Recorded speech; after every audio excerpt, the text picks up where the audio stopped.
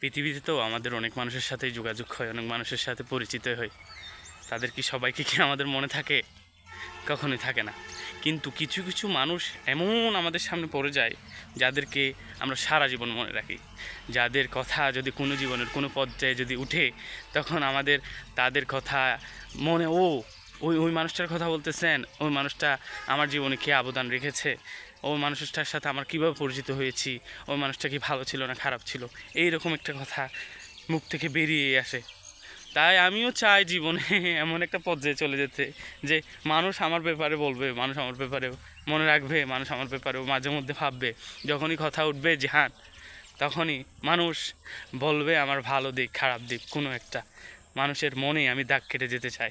জীবনে মরার পরও যাতে মানুষ আমাকে, কিছু সংখ্যক মানুষ যাদের সাথে আমি পরিচিত হব, তারা যাতে আমাকে মনে রাখে এবং তারা যাতে আমাকে ভাবে, এটা জিহান, জিহান মানুষের জন্য একটা ভালো কিছু করে যাবে ইনশাআল্লাহ। তাই আপনারা সকলে আমার জন্য দোয়া করবেন। আমি পৃথিবীতে ভালো একটা কিছু উপহার দিয়ে যেতে চাই, চেষ্টা করতেছি, দেখি কি করা যায়। আমার মতো অধম একজন মানুষ কিছু চেষ্টা করবে, আসলে জানি না কতটুকু করতে পারবো, কিন্তু পৃথিবীর জন্য ইনশাআল্লাহ ভালো কিছু করে যাব।